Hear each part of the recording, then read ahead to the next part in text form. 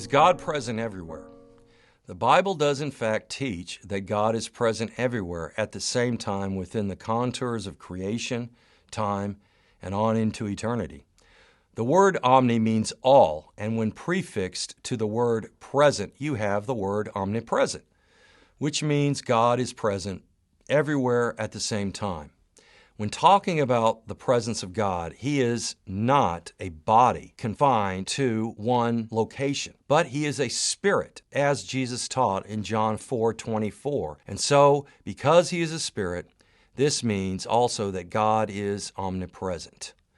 Christian theologian J.I. Packer accurately explains it this way: God is not a body, therefore He is free from all limitations of space and distance, and is omnipresent.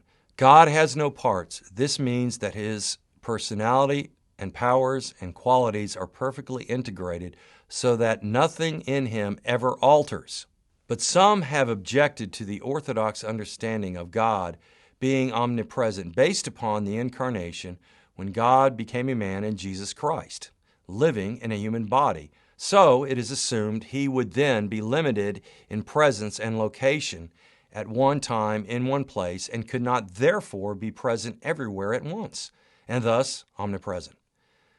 There is no contradiction here when we remember that as God, Jesus was spiritually omnipresent everywhere, as He was when seeing Nathanael sitting under the fig tree, John 1:47 and 48.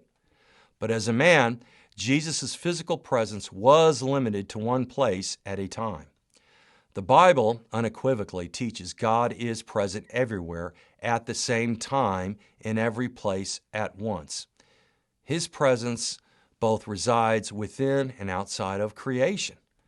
God's presence exists outside of our created world, as Psalm 33:13 and 14 reveals. The Lord looks down from heaven. He sees all the children of man. From where He sits enthroned, He looks out on all the inhabitants of the earth. God's presence is also everywhere within His creation, both in the physical and spiritual dimensions. The most famous text affirming this truth is Psalm 139, 7 through 10. Where shall I go from your spirit, or where shall I flee from your presence? If I ascend to heaven, you are there. If I make my bed in Sheol, you are there. If I take the wings of the morning and dwell in the sea, even there your hand shall lead me, and your right hand shall hold me. God's omnipresence does not mean because He is everywhere, He is thus everything. That is the false view of pantheism. That is the belief God is the universe itself. There is no escaping God's presence, for He sees all that is done privately and publicly. Nothing is hidden from His sight. God's omnipresence means He is unlimited by space, unhindered by time, unbeaten by speed, unimpeded by darkness. For there is no place or location that our God is not already there. This is exactly what God says in Amos 9:2 and 3. Though they dig into hell, from there my hand shall take them. Though they climb up to heaven, from there I will bring them down. And though they hide themselves on top of Carmel, from there I will search and take them. Though they hide from my sight at the bottom of the sea, from there I will command the serpent, and it shall bite them. God is omnipresent.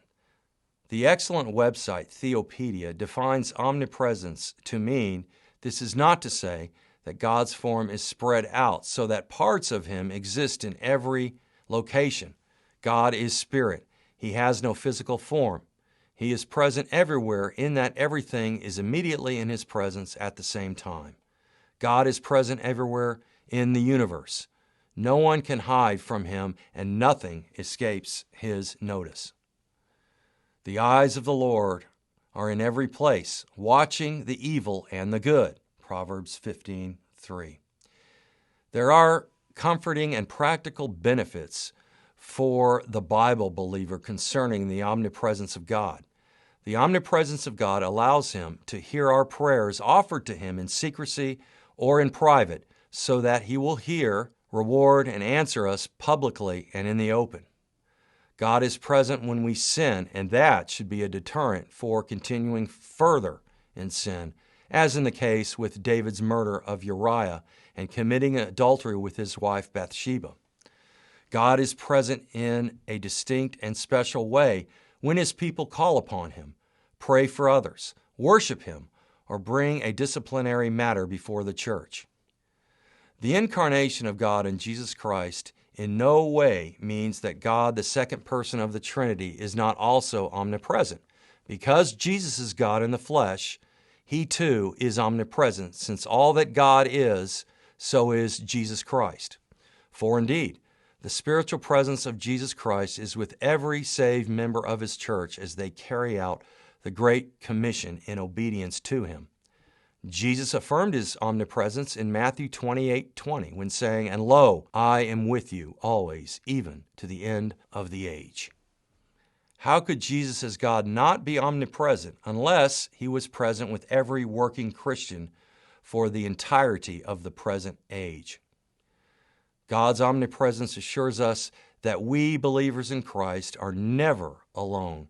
We will never be abandoned or lost, but are under the Lord's watchful eye and in the palm of His saving hand, now and for eternity to come.